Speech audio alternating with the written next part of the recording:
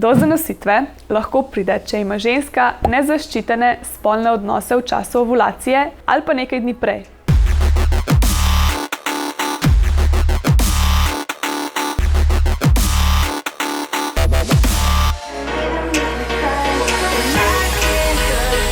Ovulacija se zgodi, ko v jajčniku dozori jajčice. To se načeloma zgodi enkrat v menstrualnem ciklu, torej enkrat v času od prvega dne menstruacije do začetka nove menstruacije. Redko se pa zgodi, da se sprosti več kot eno jajčice.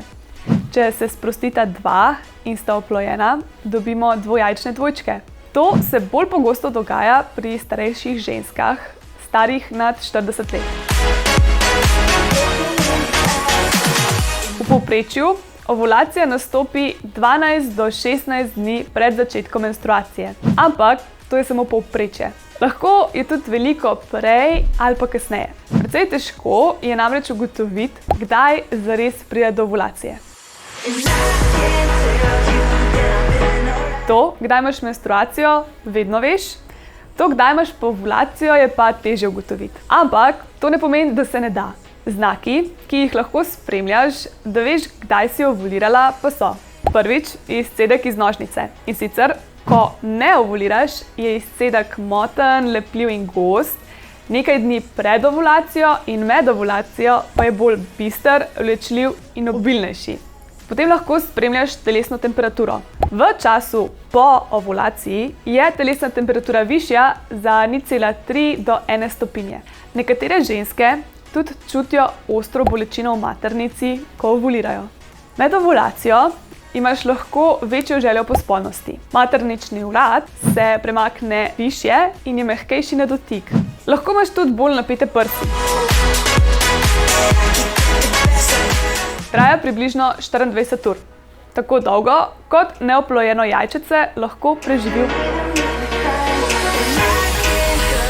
Zanosiš lahko, če imaš nezaščiten spolni odnos na dan ovulacije ali pa že 7 dni prej. Torej, zanositi ne moreš samo en dan v ciklu, ampak do oploditve pa lahko pride, dokler jajčice ne propade. To se pa zgodi v roku 12 do 24 ur. In zakaj potem lahko zanosiš že pred ovulacijo, če ta traja samo 24 ur in do oploditve lahko pride samo v času ovulacije?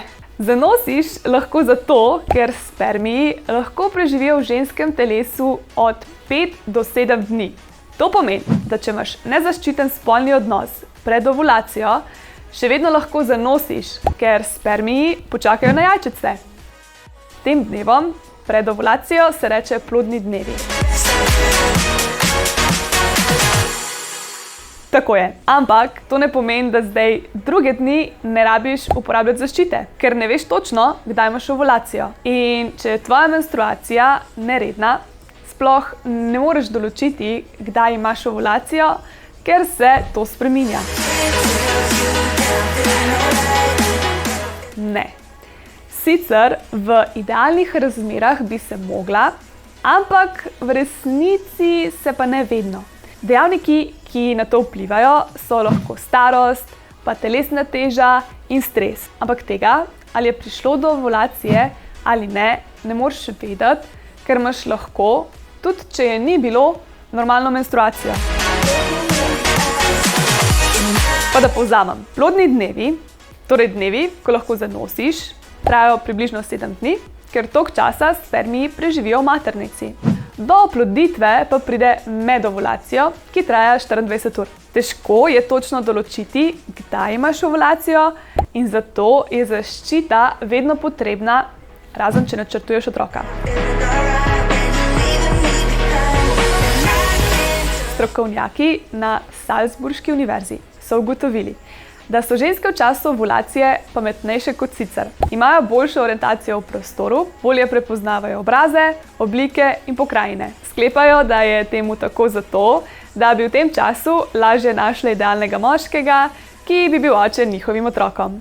Hvala za ogled videa. Če te pa zanima še več o spolnosti in o vsem, kar pa še zraven, potem nas ne pozabi spremljati na Instagramu, Facebooku, TikToku in na našem YouTube kanalu. Prihaja še več zanimivih vsebin, ki se bodo med drugimi dotikale tudi tega, kako partnerja pripeljati do orgazma in kako se zaščititi pri seksu. Vse vsebine prav tako najdeš tudi na našem blogu. Povezave do vsega pa najdeš pod videom. Čau!